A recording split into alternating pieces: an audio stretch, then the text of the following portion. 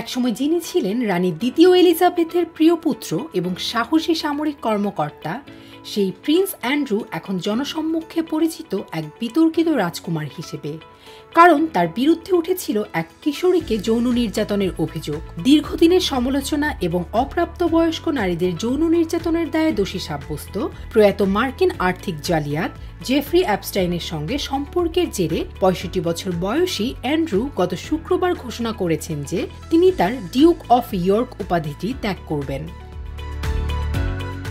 Virginia Giuffre অভিযোগ করেছিলেন তিনি কিশোরী অবস্থায় অ্যাপস্টাইন ও তার সহযোগীদের মালিকানাধীন বিভিন্ন বাড়ি ও রিসোর্টে অ্যান্ড্রুর দ্বারা যৌন নির্যাতনের শিকার হয়েছেন।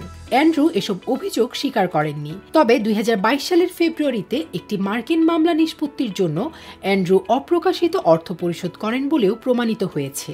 বিতর্কের পর তিনি রাজপরিবারের আনুষ্ঠানিক দায়িত্ব থেকে সরে দাঁড়ান এবং তার কাছ থেকে সামরিক পদ, পৃষ্ঠপোষকতা ও হিজ রয়্যাল হাইনেস উপাধি প্রত্যাহার করা হয়। জনগণের কাছে ক্রমশ অপ্রিয় হয়ে ওঠা এবং পুরো রাজপরিবারের জন্য বিব্রতকর হয়ে দাঁড়ানোয় তাকে পরিবার থেকে দূরে সরিয়ে দেয়া হয়। কেবলমাত্র তার প্রয়াত মা রানী দ্বিতীয় এলিজাবেথই তার প্রতি স্নেহ বজায় রেখেছিলেন। নৌবাহিনীতে ২২ বছর দায়িত্ব পালনের পর অ্যান্ড্রুর আন্তর্জাতিক বাণিজ্য ও বিনিয়োগের জন্য যুক্তরাজ্যের বিশেষ প্রতিনিধি হিসেবেও কাজ করেছেন, কিন্তু অ্যাপস্টাইনের সঙ্গে তার বহু পুরনো বন্ধুত্বই তাকে বিপদে ফেলে।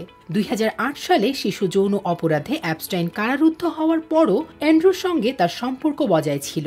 এই সম্পর্কের জেরে ২০১১ সালে তাকে ট্রেড অ্যাম্বাসেডরের পদ ছাড়তে বাধ্য করা হয়। তার বিলাসী জীবনযাপন ও অ্যাপস্টাইনের সঙ্গে বন্ধুত্ব ধীরে ধীরে তাকে কুখ্যাত করে তোলে। ২০১৯ সালে বিবিসিকে দেয়া তার ভয়াবহ সাক্ষাৎকারটি তার রাজকীয় জীবনকে কার্যত শেষ করে দেয়। সাক্ষাৎকারে তিনি জিউফ্রের অভিযোগ মিথ্যা প্রমাণের চেষ্টা করলে হিতে বিপরীত হয়। রাজপরিবারের এক সময়কার প্রিয় সন্তান প্রিন্স অ্যান্ড্রু এখন কেবল বিতর্কিত অতীতের ভারে নত এক রাজপুত্র। ডিউক উপাধি ত্যাগের মধ্য দিয়ে তিনি যেন নিজের পতনের আনুষ্ঠানিক স্বীকৃতি দিলেন।